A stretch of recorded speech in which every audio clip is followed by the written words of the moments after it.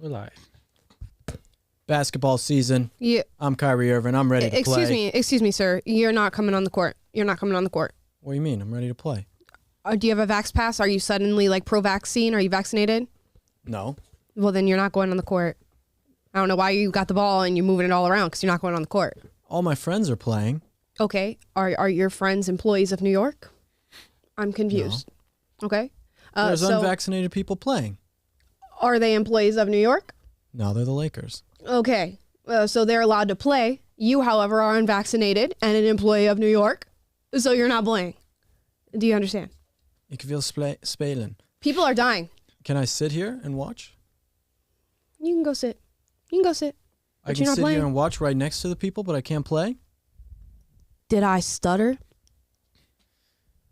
You're dunking on me. I am. And you'll never dunk again. Not in this business. And scene, nice. Ladies and gentlemen, welcome to Will and Amala Live. I think I play a convincing, angry pro-vaxxer. Yes. You know? I'll kick Kyrie Irving off the court any day. We're going to get to a story surrounding Kyrie Irving and him not being able to play due to being unvaccinated, while other unvaccinated players are able to play b-ball all day long, yet he can still stay in the stadium. It's amazing. Whatever. We'll get there. We're going to be talking about Russell Brand and him coming after Justin Trudeau. We have an interview from the president of Students Supporting Israel, who has friends and family who live out in Ukraine. So getting an update on that from his perspective. We're going to be talking Joe Rogan and whether or not comedy is dead, and Naomi Osaka crying after being heckled on the tennis court. We'll probably get into a little bit of a debate around that as we do with the two males and the one female on the podcast. And then we have Dear Will and Amala. So we got 3 advice questions that he took from my Instagram that you submitted at the Amala, at the Will Witt, at Taylor Trandle, and we will be answering your advice questions. So first, let's get into this Russell Brand clip. He came after Justin Trudeau. Let's hear it. Obviously, the war in Ukraine and the crushing of protests in Canada are 2 separate things. This war is a humanitarian disaster. It is wrong. What I'm saying is that if the reason that this war is wrong, or one of the reasons, is because it is against democratic principles, then you must ensure that where it is possible, where there is no militarized state opposing your ability to be democratic, you should be democratic. Otherwise, you do not have the same argument. You can criticize Russia for many, many reasons. You can condemn the actions of Russia, quite rightly, for many reasons. What you can't do is claim to be an exemplar of democracy if whenever you get the opportunity to be tyrannical, you take it. Let's see what Justin Trudeau had to say about Chinese state authoritarianism in 2014. He was asked which country he most admired and referred to China. There's a level of admiration I actually have for China. Even then, before Justin Trudeau became a sort of figure of loathing as a result of the trucker actions, and I'm sure for other things that I've not been following, he literally, while he's still in his boy band phase, is openly declaring affection for Chinese state authoritarianism. Because their basic dictatorship is allowing them to actually turn their economy around on a dime and say, we need to go green as fast as we need to start, investing in solar. If only we had a dictatorship. Don't worry, Justin. Future you has got that covered. Based. Russell Brand is based. He's pretty good. Ladies and gentlemen, it's pretty good. Yeah, he showed the video that we showed on the show from 2014 of Justin Trudeau saying that about China. And it's almost like, it's your fault. I feel like you have a guy who in 2014 openly said all this stuff. It's like, come on, you know who your leader is. You know exactly. He's not even trying to hide it. He's saying it, just bold-faced, telling you, I have a deep admiration for China. Mm-hmm.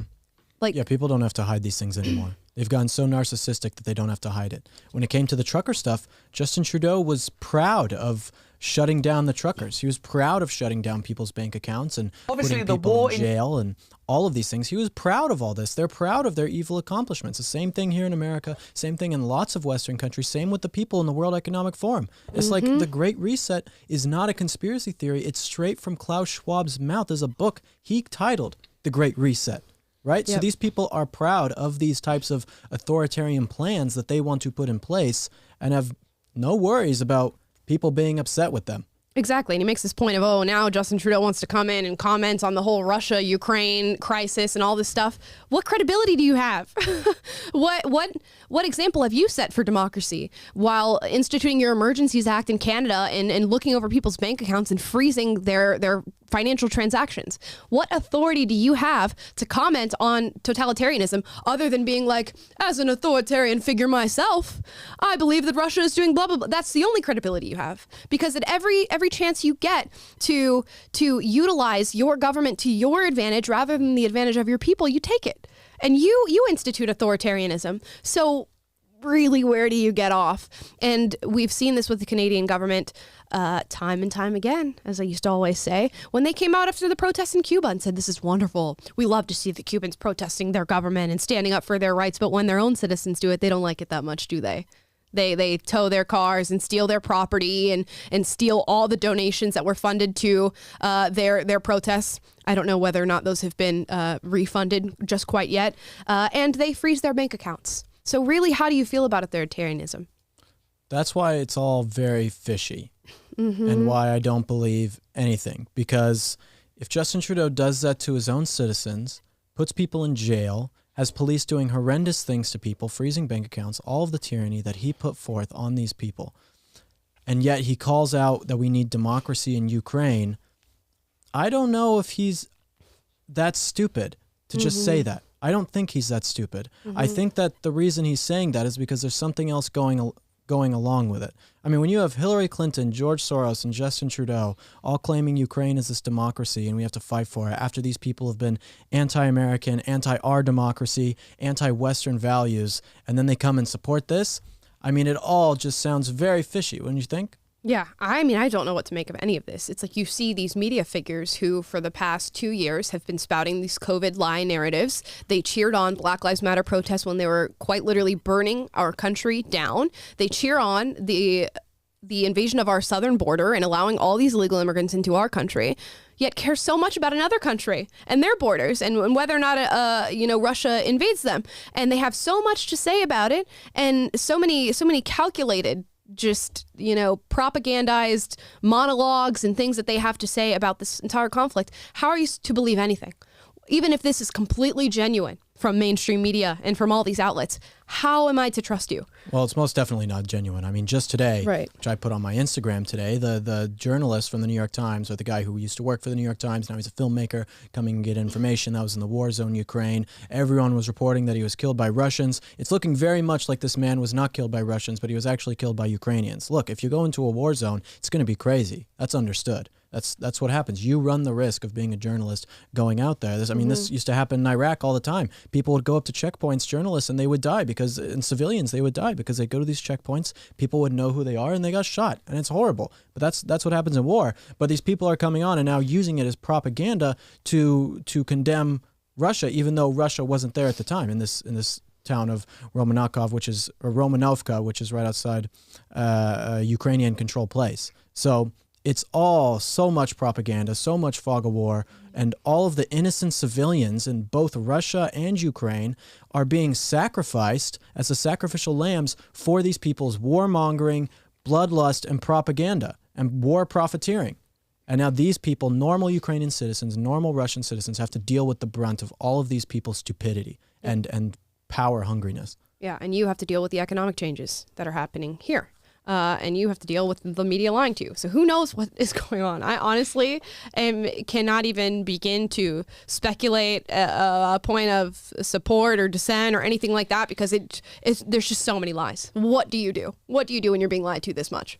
I mean, the thing that you do is you remain very cynical. Yeah. Maybe not cynical is the right word, but skeptical. Skeptical of all these things, which I have. And as soon as I remain skeptical and I say these things, now I'm getting called a shill for Putin all over my social media because of this. Just because I'm skeptical of what the mainstream media has said. I mean, I'm having people messaging me saying all sorts of horrible things, and people saying they were a fan of me for years and years, and now they're unsubscribing because of what I just said about that journalist. And it's like, that's what's going on. I'm not going to not say the truth because I'm worried about people unsubscribing, but that's what's so scary about all this kind of stuff. And what's so scary about propaganda is that it tears people apart. Yep. Because the propaganda and the virtue signaling, the moral outrage is so strong on people that as soon as you have a difference of opinion or don't align with what the mainstream is, then people want to destroy you.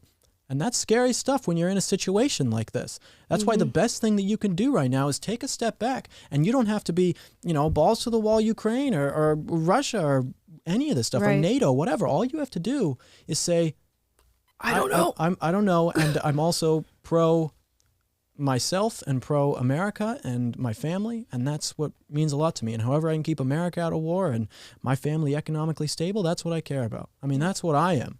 But now I'm a Putin shell for some reason. Sounds a whole lot like wokeism and cancel culture to me. You say one wrong thing, and it's so funny because a lot of conservatives are like... Wrong in the sense of wrong. Like considered to be wrong, goes against the hive mind, goes against the groupthink, and all of a sudden you are canceled. And conservatives are falling for it too, and they're doing the same thing. It's crazy. There's so much infighting right now. And do you realize you are doing exactly what you claim to be fighting? You are doing it. And it's just so crazy. You can just see how susceptible human beings are to narratives on both sides. The fact that people are like the narrative now is if you're not willing to pay super expensive gas prices, then you're somehow like pro-Putin. If you're not if you get mad about gas prices, then you're like not willing to pay the price that it takes to defend democracy. And that's how strong their propaganda is that, like you said, people just want to be able to live their lives, be independent, and not be economically hindered for their family and all that stuff. But now it's gotten to the point where they are economically hindered. They are having to pay these exorbitant prices and spend all this money. But the propaganda has gotten so strong that they're just like, well, I guess this is what we have to do. I spent like $80 on like 2.5 days of food at the store yesterday. Yeah. It was terrible. No, it never used to be that expensive. The price of everything is going up, especially bread, because Ukraine and Russia both controls the world's wheat supply in a lot of ways. And where are we getting our wheat from now? It's so expensive. Dude, I went to CVS yesterday to get deodorant, and there was not one stick of deodorant less than $8 in CVS crazy. For So one stick of deodorant. It was insane. I'm like, I don't know if that's just a California thing or if that's like just I've had that same cost of experience, goods. but it's just everything is just getting so expensive. Yeah. This is why you don't use deodorant. You just go all natural. Yeah, you just the natural just free pheromones. balling over here. Yeah. Guy moves to Hollywood and starts adopting their ways. yeah. Homeless chic. Oh gosh. No, but seriously, it's really bad. It's really bad because people won't take a second to just wait.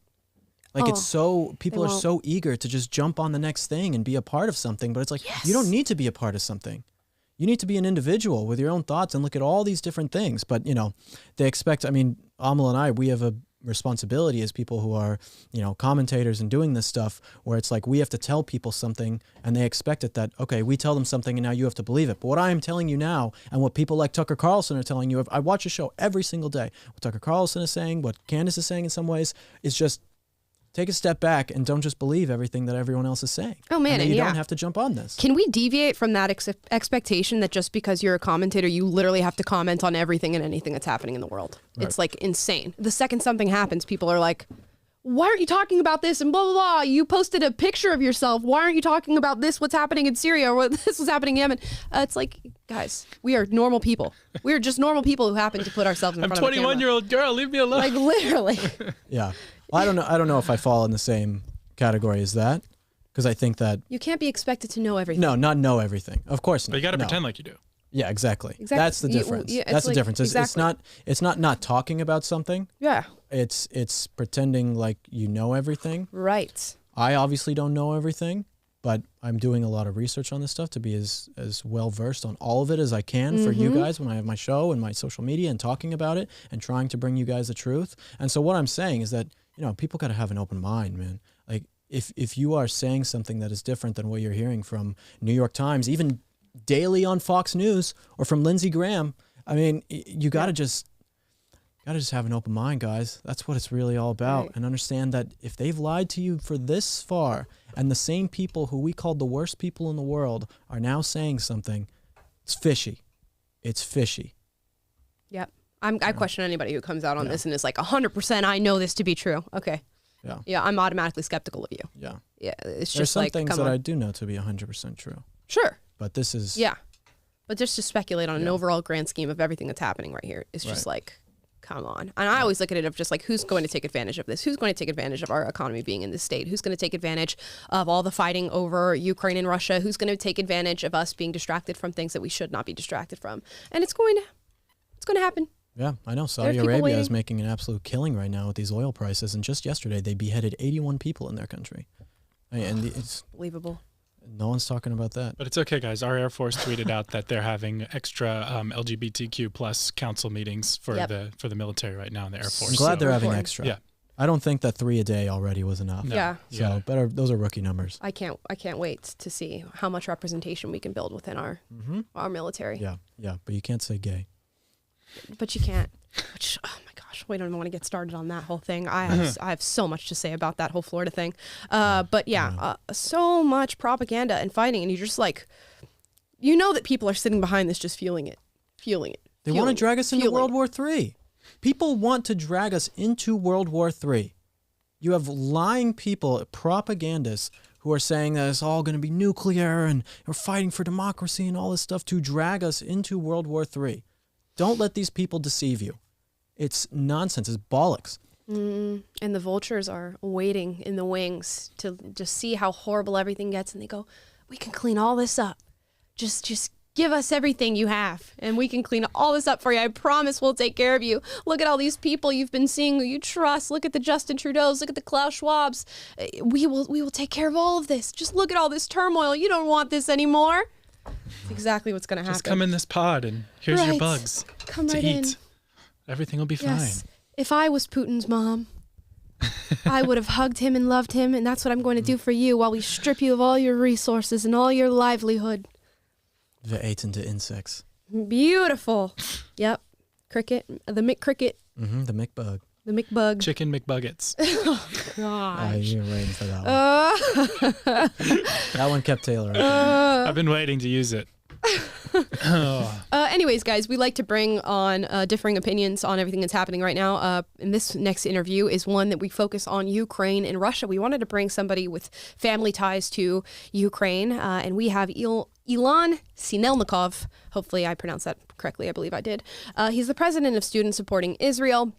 And he's got several family members who are in Ukraine. It seems like the only way to get information about what's actually happening in these countries is to have people who are there, because the media does not care to give you accurate information. They care to give you a narrative. So here's that interview. Let's see what his opinions are on these things. Guys, we've been keeping up with ongoing coverage of the conflict between Russia and Ukraine that seems to be ongoing. I will be the first one to admit I am not an expert on this whatsoever. So we like to bring on guests with differing perspectives to discuss exactly what they think is happening and how it's affecting their lives. Today, we have the president and founder of Students Supporting Israel, Ilan Sinelnikov. And he's going to be talking about the relationship between Russia and Ukraine. And I believe, Ilan, you're also a citizen of Ukraine. Is that correct? So I'm not a citizen of Ukraine, but my whole family was born in Ukraine and lived there their whole life up until 1989 when they left the Soviet Union and immigrated to Israel.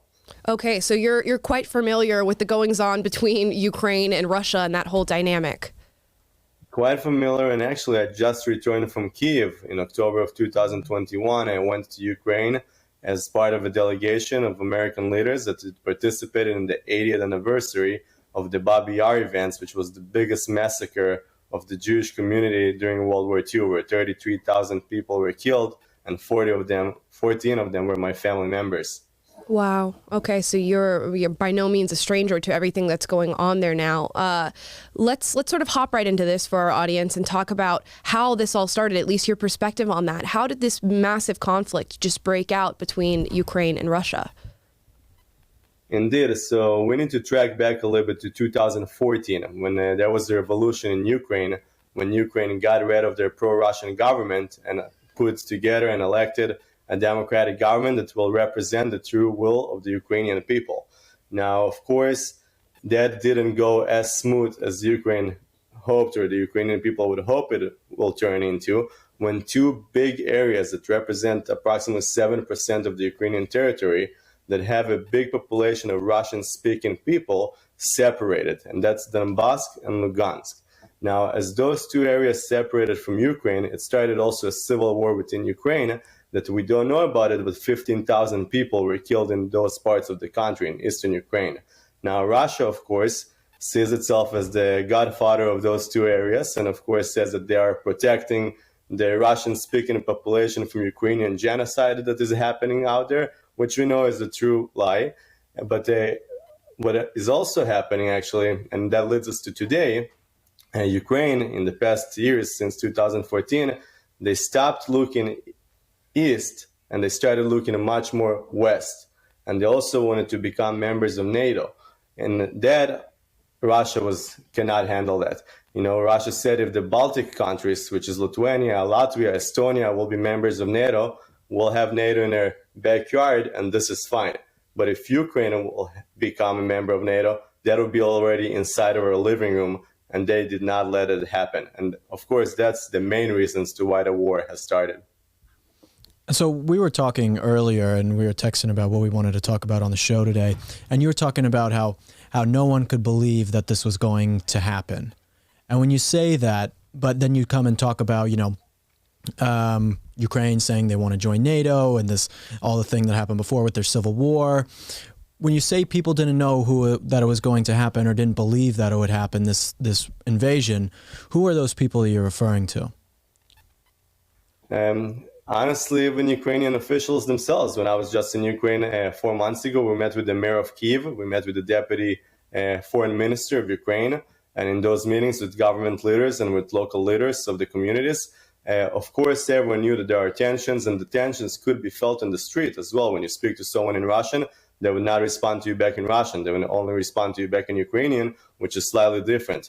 But with all of the tensions and with the fact that there was constantly fighting happening since 2014 on the eastern part of Ukraine, no one could in their normal mind believe that Russia will actually attack Ukraine. You know, it seemed like almost as a far dream. But that only proves us that if someone says something, and if that person is a dictator, we should probably believe it, or at least take it seriously and prepare for that day. Now, you said that 4 months ago you were in Ukraine visiting your family. What was that like, and what did you notice? Did you have any inkling that something like this was going to happen? So when I was there 4 months ago, now actually I cannot believe that I was there just like in October, which is right before the war started. And by the way, there were already 100,000 Russian troops on the Ukrainian border back then. So I literally just missed it. But the family, I still have family in Kyiv. So actually some of my family never left Ukraine. And they work as paramedics in Kyiv. And I'm trying to be in touch with them as much as I can. It's not always easy. But actually some of the stuff that are happening right now in their ambulance stations and in their hospitals, they're cutting blankets to prepare bandages because there is such a big shortage of medical equipment. So you see paramedics just like taking scissors and cutting blankets. And right now they're preparing for a possible takeover of Kyiv by the Russian military. And this is almost like the calm before the storm, because we know that Kyiv has only a little bit less than 2 million people left in the city. So a good 40 to 45% of the population of the city actually left town. But the people that stay there are preparing, and we hear about it every day, that it can happen tonight or it can happen in about a week when the Russians will decide that they will start entering Kyiv and trying to take over the capital. Now, of course, one of the main goals in such an attempt would be to overturn the government. And that, I believe, would also slow down the Russian progress into Ukraine, when President Putin hoped that the current government and President Volodymyr Zelensky just will leave Ukraine and then their government will be replaced without even a fighting. But President Zelensky of Ukraine said, I don't need a right, I need ammunition. So this is the kind of situation that is happening right now in the capital, and my family feels it very good because they're preparing for the fight. They just don't know when that would happen. A lot of people right now, I mean, I don't trust, I was just watching a video right before this happened on ABC News with John Kirby, with Kirby from the Pentagon, who is someone who I don't trust. He's been a liar. People from the State Department in America have been a liar. The Defense Department, our administration here, they've just been putting lies out upon lies out. Russia was putting lies out. And there's a lot of things that, frankly, when it comes to Zelensky as well, that I don't necessarily trust. So when you're coming and getting information on this and trying to find out what the truth, there are many people right now who just feel so confused about this. Where are you finding the accurate information on what is actually happening in Ukraine? Mm-hmm. frankly, indeed, there's a lot of misinformation. Let's start with that. There's a lot of misinformation on all sides, and it's sometimes very hard to find what is actually happening.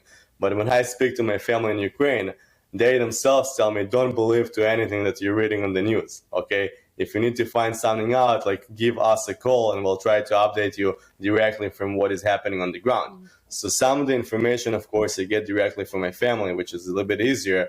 But for people that don't have those type of connections, there is also a lot of Twitter pages, or like even like the page of President Zelensky or the page of the Ukrainian ambassador to the United States, where I'm personally getting my information from, but I'm also on the briefing with the ambassador. I spoke to her a few times already, and it's very hard, but I recommend that people just read more than one source. Because if you read just one source, then you'll find yourself in a little bit of a dead end.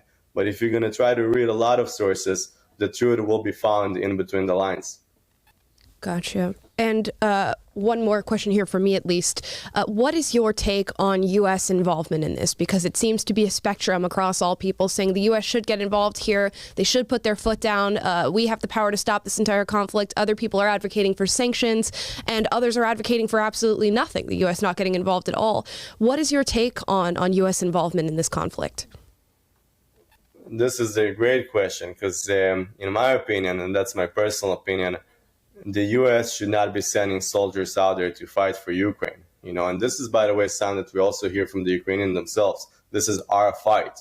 A lot of the Ukrainian people that I'm speaking to, they say, send us ammunition, send us medical and humanitarian aid. Okay, but this is our hour, this is our fight, and this is our battle to win. Okay, so while the United States needs to be involved, because I would rather see a world where the United States is leading and not countries like Russia, Iran, or China. It is also important to understand that the Ukrainian people morale is very high, and it's our job to support them. Let it not be physically in person on the ground, but support them with equipment, with aid, with talking about the situation, and not forgetting that they're fighting one of the strongest world superpowers today, and we hope that they will manage to win that fight.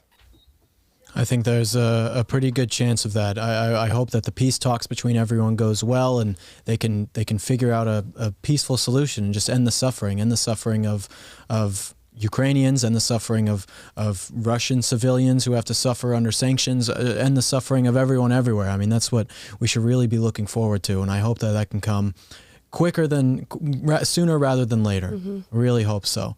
What do you think I'll finish it with this. What do you think is probably going to be happening next? If you had to guess, talking to your family and what they're seeing, what do you think is the next thing to happen? So I'm not a prophet, but from talking to the family, and actually you mentioned the Russian people feeling the sanctions, which is true. I do have one family member that lives in Moscow. She's a little bit elderly. She's closer to the age of 80. And she says there is no cash in the ATMs. We cannot use our cards in the ATMs. I cannot buy medications. And she doesn't even understand why the war started to begin with, why Russia went there. But what do we think can happen? We know that there are attacks happening right now in Minsk, which is Belarus. Now, we also know that today that a town in Belarus was actually attacked. Ukraine says it was attacked actually by Russian missiles in order to provoke Belarus to join the fight against Ukraine. So the situation is actually very complicated. But we hope that the talks will lead somewhere. When I was in Washington, D.C., meeting with a few ambassadors of Eastern European countries in November of 2021, as I returned back from Ukraine, we heard from a few experts, and they said the following. Ukraine has two choices, or to fight and lose one half of the country, or to come to the negotiation table and lose 1/3 of the country. Mm-hmm. So we know that the choices of Ukraine are not ideal at all. But we hope that if there will be some sort of negotiation that will stop the fighting, but by the way, I don't think it will happen anytime soon, Ukraine will most likely lose something and will lose a lot. But if they can minimize how much they lose, that would be their success. Do you think that Zelensky is open to the idea of losing Donbass? Or do you think that that's just really off the table for him right now? So this is a core for Russia. This is a core negotiation and basically a deal breaker. They said that Donbass and Lugansk, those areas, not Ukraine anymore. President Zelensky, for him, he needs to make that hard decision. Because when we were in Ukraine and our delegation leaders actually met with President Zelensky, he said that Donbass and Lugansk, it's always part of Ukraine. There is no way we're giving those parts away. So the question is, what decision will he make? And he's finding himself in a very hard situation. Does he come to the negotiation table, gives away Donbass and Lugansk, and then possibly the Ukrainian public might be very much against it, and they can maybe change the president, but that will stop the fighting? Or does he continue fighting for those areas in order to keep them as part of Ukraine, which, by the way, they were not really part of Ukraine since 2014, but then he keeps his pride and he keeps the momentum and the morale high.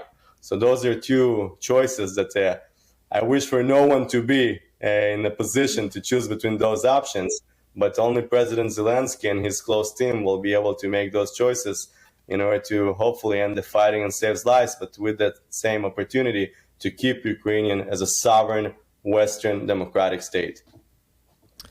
Oh, thank you for sharing all of this, Ilan. I know people are going to be listening to this, and it is very, very unfortunate times. It's a hard time to be in, and we should all be grateful for the positions that we are in right now. I want to thank you so much for coming and sharing information. We'll all be thinking about your family. I'm sure our audience will all want to send messages of support to you and yours. How can people hear more from you? So people can or follow Students Supporting Israel and our work on Instagram, on Facebook, or on Twitter, or follow my page on Instagram as well. It's Ilan_ISR_SSI, or follow my work on Twitter at Ilan Sinelnikov. So I'm on all those channels, and not at the same level as you guys both. Still got some quite work to do together. But they can always follow me to see what I'm doing and what are we up to, and to get updates from what is happening in Eastern Europe nowadays. Perfect. Well, hopefully we can help out with that. I'm thank sure you. you'll get there. Thank you so much for being on. One day. Thank you guys. Have a great week. Bye. You too. What a great guy. As we always say coming out of these interviews, it's always good to bring in somebody who has, of course, family in Ukraine, because like he said, he can't trust a lot of the things that are coming out of the media, so he checks in with his family to see what's going on with them. Now, let's get into what I assume is going to be the debate portion of the show. Naomi Osaka, you know her as being a young, I believe she's Gen Z tennis player. I think she's younger than I am, I think. Yeah, she's pretty young. I think early 20s. Yeah, I'll have to look up while we're talking about this. But she was brought to tears at Indian Wells by a heckler in the crowd. And Matt Walsh's take on this, I truly don't understand how you can make it to this level in sports and yet be this emotionally fragile. And I guess we saw a couple videos of her, and she did state, I've been heckled before at things like this, and it is pretty commonplace for the sport, but she was having a particularly unwell day, and this one got to her. So she began to cry at Indian Wells. Any initial takes on this? I have a feeling I know where both of you are going to land on this subject matter. Yeah.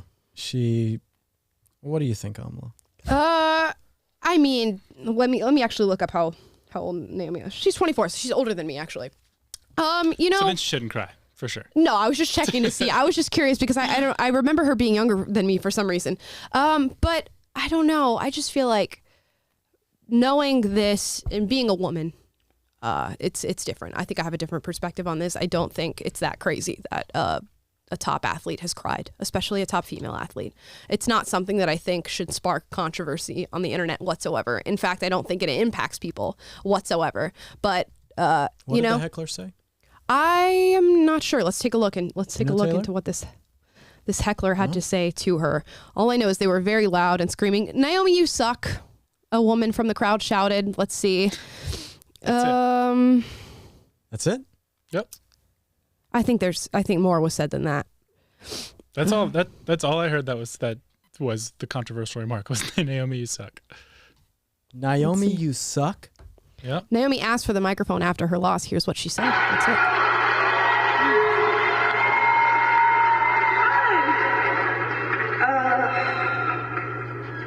I just wanted to say thank you.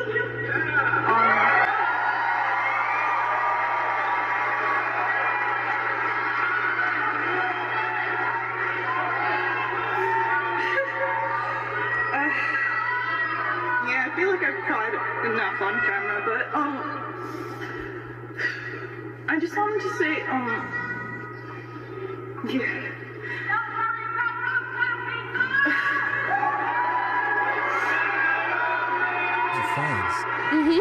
To be honest, I've gotten heckled before, like it didn't really bother me, but it's like heckled here. Like I've watched a video of Venus and Serena getting heckled here, and if you've never watched it, you should watch it. And I don't know why, but like it went into my head and it got replayed a lot. I'm trying not to cry, but so that seems to be the reasoning for it. Someone said, Naomi, you suck. And now it's the end of the world. I don't know for sure that nothing more than that was said, but yeah. That's being drowned out by like hundreds of people shouting and screaming, cheering for you. Yeah. But one person said, you suck. You suck. Well, you there guys shouldn't even be like a debate. There's no debate. What if that's what someone said. I'm just saying, I'm sure people have moments where like you can't control that you're crying. And she was very forthright with saying, I've been heckled before. This time in particular, it just happened to get to me. Yeah, I'm not saying she can't cry. She can. But someone says you suck and you start crying?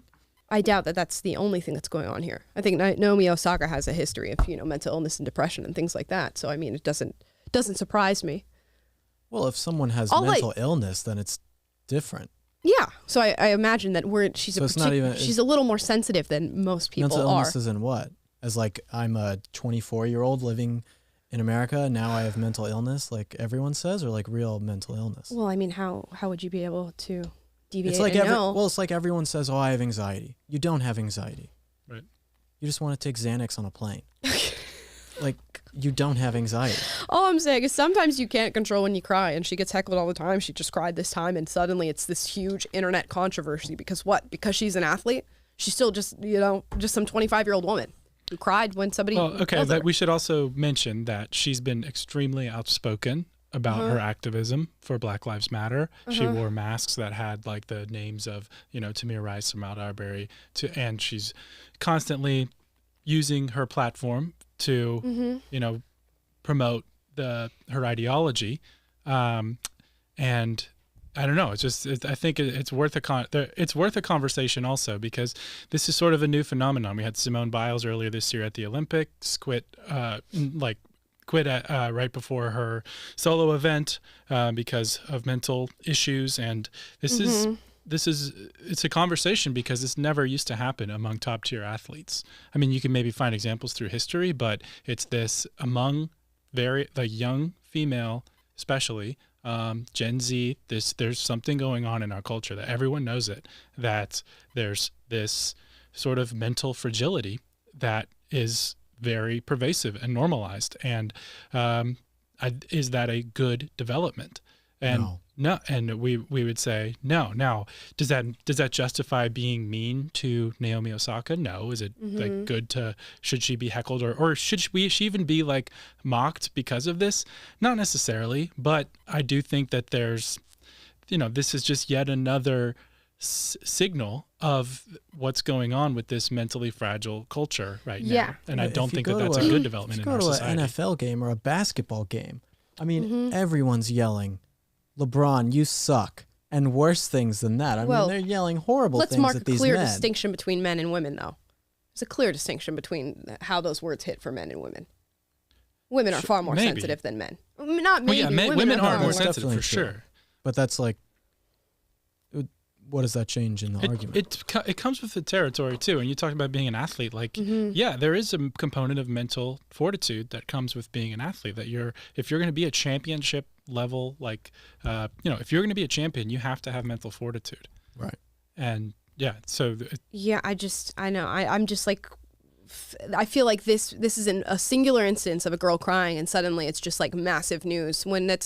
If she went home and cried about this, which I'm sure several female athletes do, nobody would know about it and nobody would be talking about it. I'm sure that athletes go home and cry all the time. It just doesn't make it to camera, and because it's made it to camera, people are talking about it. And I do think what you're saying culturally about like young women, I don't know if she qualifies as Gen Z being 25, but she is, yeah. Okay, so she is. That young women in this generation are particularly sensitive in that this whole mental health aspect of our culture is shifting in a way that I think is detrimental to people. But even admitting that, I don't think that's a criticism of the individual. I think it's a criticism of the environment that is nurturing this sort of act.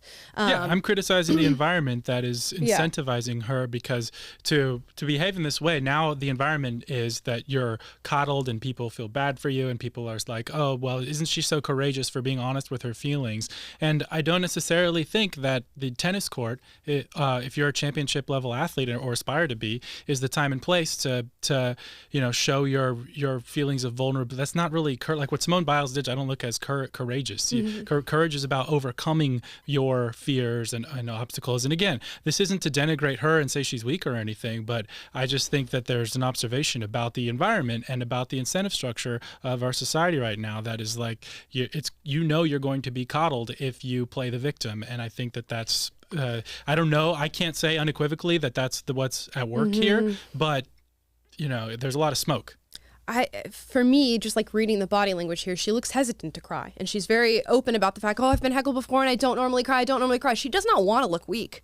These women, and she talks about Serena and Venus, they do not want to look weak in front of people. They want to look strong. They want to look like these things, and sometimes you just can't help it. I'm sure she gets screamed at all the time. Knowing Naomi Osaka, she probably gets screamed at every match she goes to, just from fans of whoever she's playing against. So I just think this is a singular what is the question? incident. Should she cry, or what is the debate? Yeah, I don't know I don't know why this is being taught. My thing is, I don't know why this is being discussed. That's my thing. I really don't think it's that big of a deal. It's stupid she cried. I mean, you got to be able to take these things if you're a top level athlete, but if you're going to cry and still win, then I guess you're crying and winning. I mean, if you get screamed at 99 matches and you cry at one match, everybody talks about the time you cry. It's like she's been doing this career for almost a decade now, I believe. She's been doing this. And the one time you cry, it becomes national news. It's just like, come on, she's done how many matches and not shed a tear. And then all of a sudden she cries and it's like, look at this weak girl. Yeah. You got to be tougher. Look at all the strong women who have never cried, Hillary Clinton, well, please go on. Ghislaine Maxwell. Yeah, Ghislaine Maxwell.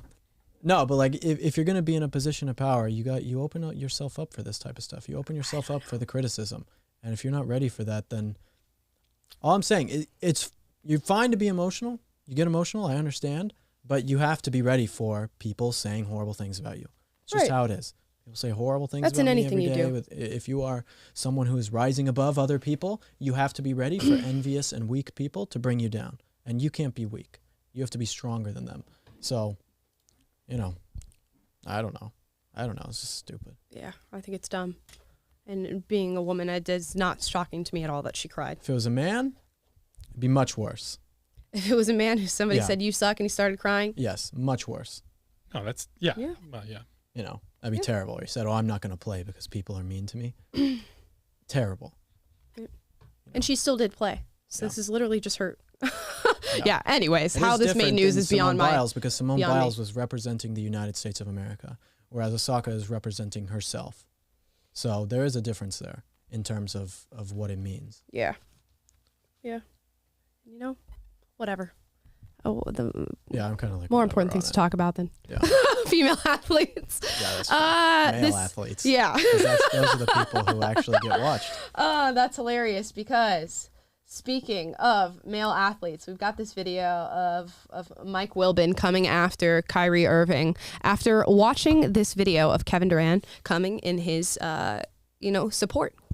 Here we go. Yeah, I don't get it. It just feels like at this point now, somebody's trying to make a statement or a point to flex their authority. But, everybody out here is looking for attention, and that's why I feel like the mayor wants right now some attention, All right, Michael Wilbon, how do we react to that? Kevin Durant is too aware and too plugged in to say something that impertinent. What's the point of that? Want some attention? You want to call out somebody? Call out your teammate. Tell him to get a shot. Because he's got plenty of them, because he couldn't go to grade school in metropolitan New York without vaccines. I mean, all these guys want to be so irresponsible and not accountable enough to look at this dude and tell him, you want to play with us? put a shot in your arm. The vaccine is not about attention. People died, hundreds of thousands of them, from this virus. And you think the mayor of New York needs to attend to a basketball team's needs, your needs, before he needs to attend to the needs of a metropolitan area, the biggest in America? Are you kidding me? And again, Kevin Durant, there's some knuckleheads who would say stuff like this. I'd probably let it go. Kevin Durant is too smart and too plugged in. Everybody wants to tell you how woke they are, and then I gotta hear something like that? That's offensive. Stop.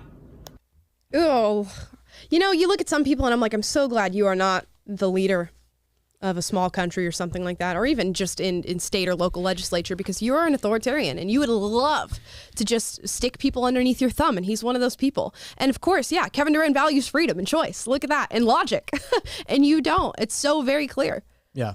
No, this guy who's on the other side of the aisle, he would love to just put a shot right in Kyrie Irving's arm and have him not even know it. You know, this is this degree of these types of people. They are power-hungry people. They feel vindicated in putting other people down and destroying other people's freedom. I mean, nothing that man said made any sort of sense. He belittles Kevin Durant. He belittles Kyrie Irving. He doesn't treat them with any sort of respect.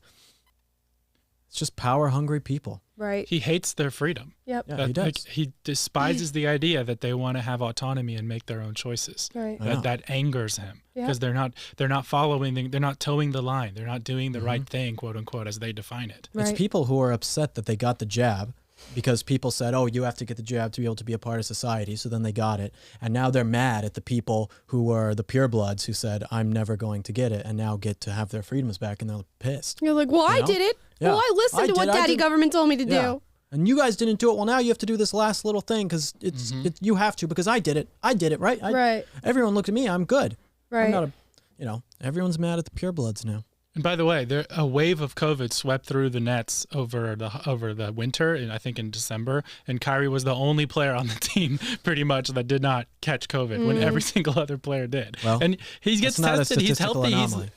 He can't spread. He's not carrying the virus, and he's healthy on the court. So how does it? Well, you trying to guilt him over the fact that lots of people died is completely irrelevant. Your logic doesn't, there's no through line. You're not being rational, and yet you're doing all this moral posturing. And this attitude is what's so scary, because that's the attitude of, like Amala pointed out, this authoritarian attitude. It's like a moral panic. You're not using your brain. It's not logical. The measures that everyone is freaking out about and moralizing and saying you're a bad person if you don't follow, they don't make sense. They're not. The science doesn't support them. Evidence doesn't support them. Logic doesn't support them. And yet, who's the bad guy in this situation? It's the person who wants to exercise their freedom. Right. It's like they want everybody on factory settings. Swear to God, if you could just implant a chip in your brain for everybody and just all be on factory settings, and you do whatever is programmed in your brain, people would be like, heck yeah, tell me exactly what to do and I will do it.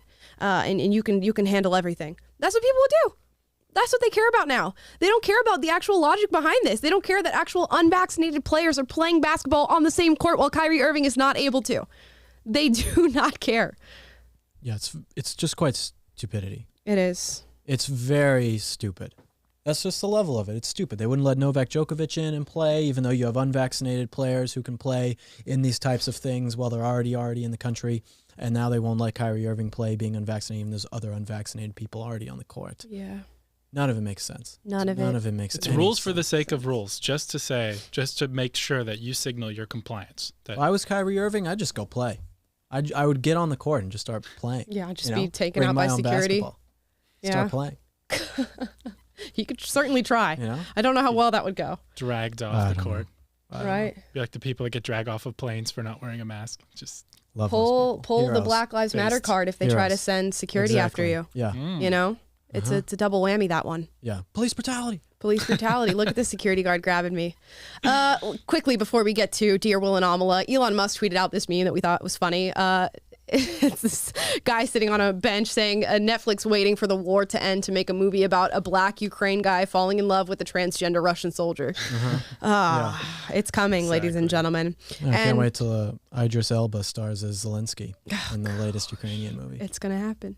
It's going to happen. And then Joe Rogan recently was talking on his show about whether or not comedy has been killed by wokeness and tried to think back to the last good comedy film that was made. And I was trying to like exercise this in my brain and think about it. He speculated that the last really good comedy movies were The Hangover, Superbad, and This Is the End. I believe The Hangover and Superbad were made pre-2010. I think Superbad was like 2007, 2008.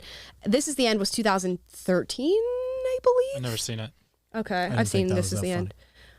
I was trying to think back. What's the last good comedy movie that was made? Project X was a good comedy movie. I believe that was 2012. Put in the chat what you guys think is the most recent good comedy movie that was made. In what year was it made? So we can track back and think Daily about Wire's this. Hyperions. The Danish Girl. Yikes.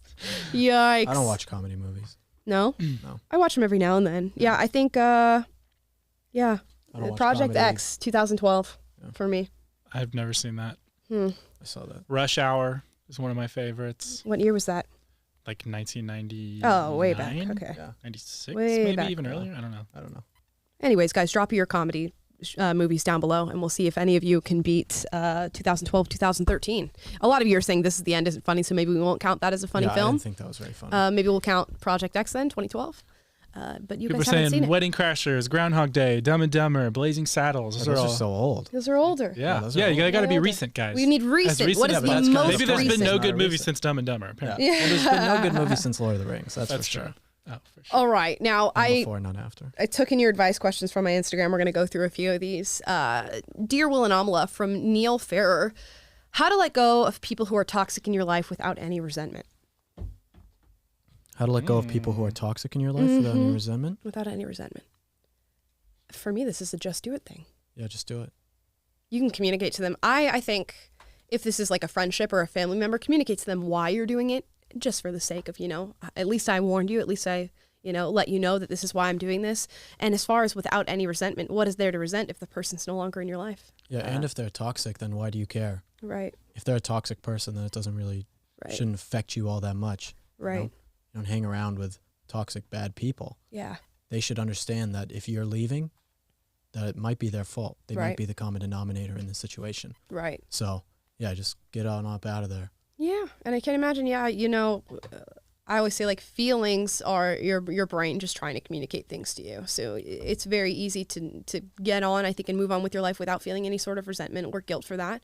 That's just your mind trying to convince you of something, and just don't allow it. If somebody is truly toxic and not worth having in your life, they don't provide any goodness or well-being to your life, I can't imagine being regrettable. Yeah. T-Dog? It's hard to say. Are they worried about them being resentful of you? I think they're worried about the Or other letting- person being resentful. But if they're Yeah. not in your No, you life can't anymore, care about them, yeah. why would it matter? Yeah, exactly.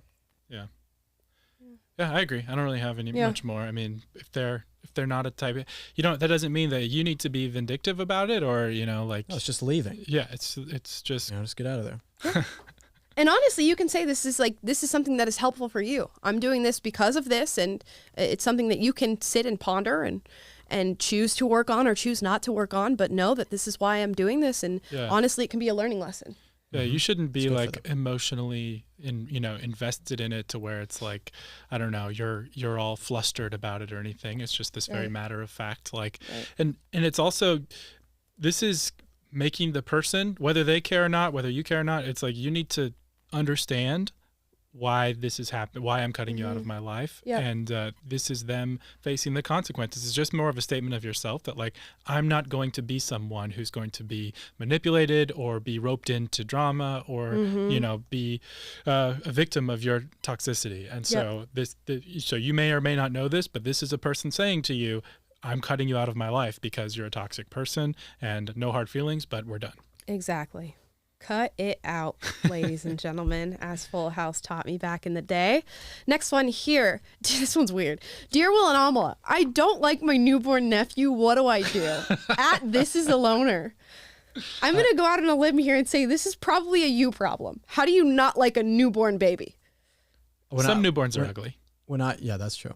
Does that speak to whether or not you like them? I mean, kind of. Kind of. It's your nephew, it's not like you're attached to it that emotionally. But Didn't say love, it said like. Yeah. When we got That's very strange. We got this new puppy. This is back, I was maybe like 11 years old or something like that. We got this new puppy, Charlie, or Maxie, my old dog. And I remember it kept scratching me. And I cried and I told my mom and said, I don't want a dog anymore. And this reminds me of that situation where it's this cute little thing that's just growing up and now someone's being a baby about it and complaining. Yeah, I'm going to give advice. What do you not like about it? Yeah, I'm going to give advice to your brother or sister in this case. Don't let this person babysit your child. Yeah.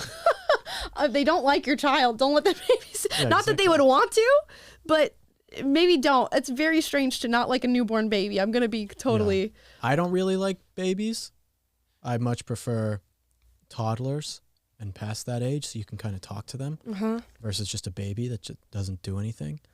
But the way that it sounds is like nephew. It's like you're vindictive against this baby. Yeah. Vendetta. That's the thing. You pointed out a very important thing is that newborns don't really do much. What could possibly be something that you don't like about this newborn baby other than that? It cries and poops.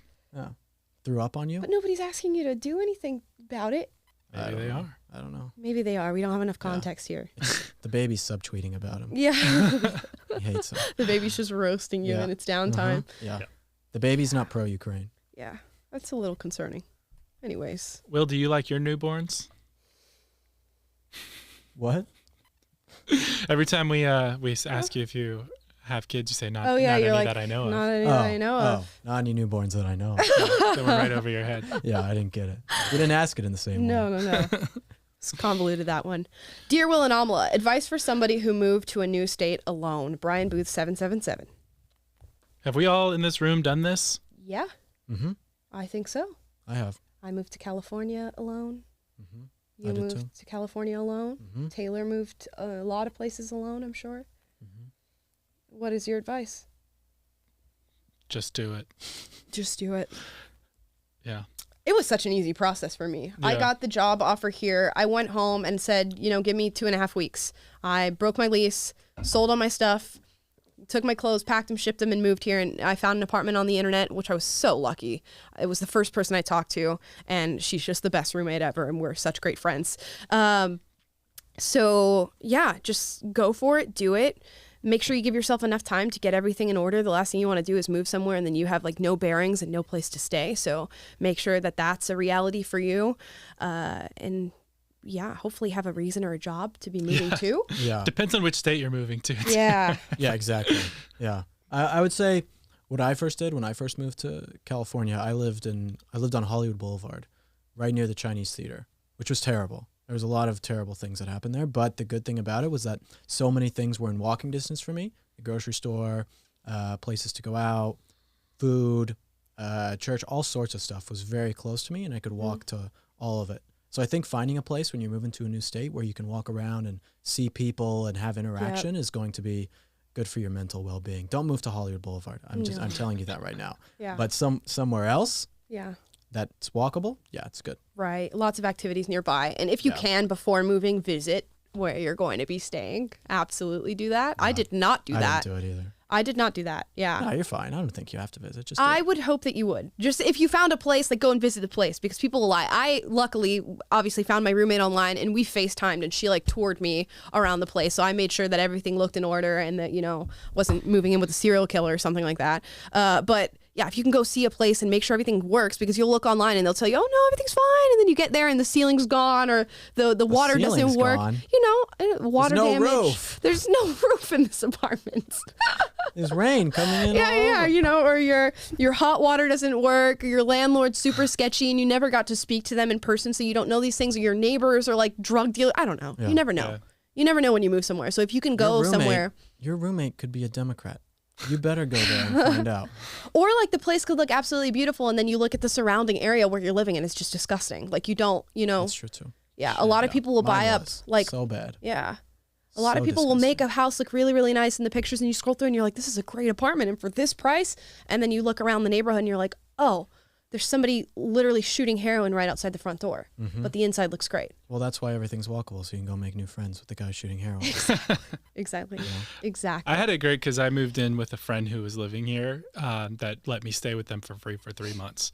So, you could do and my that. initial Really work nice. contract was a 3-month contract, so I really had my options open. Yeah. But one big piece of advice I would give, though, if like in all seriousness, is find community, find something. One of the things that I was most helpful to me, and one of the best things I ever did, honestly, was I just went online and found a way to get plugged into beach volleyball out here, and that's like my thing, my sport. But it's like an activity that I enjoy, and it ended up being like a place where it was like awkward the first few times because I just kind of show up and then you meet one person and then you find that person the next week, and but over time it became to be like, I had a birthday party and 60 people show up because that group just keeps growing, and you meet people from all different walks of life. And anyway, so I have other friends who like go to acting classes or do jujitsu or surf or whatever, but like be yourself, find something that you like, and then find a way to plug into that, and that'll be a great source of friends. And the other thing I would say is get if you're a Christian, find a church or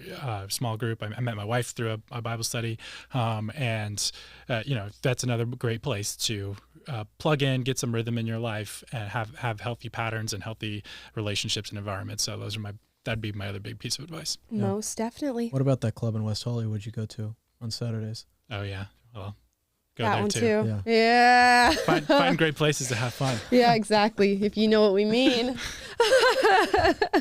Anyways, guys, that brings to a close Dear Will and Amala for today. Thank you all so much for watching. Hope you enjoyed and you're having a fantastic day. We'll be back tomorrow with some new stories, some new takes for you, and it is TikTok Tuesday, so we will find some crazy leftists to react to for you guys.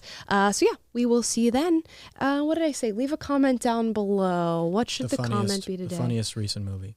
Funniest recent movie that you've seen, and let's try to get post 2012, 2013. Let's see if anything pops up. Ladies and gentlemen, we will see you tomorrow.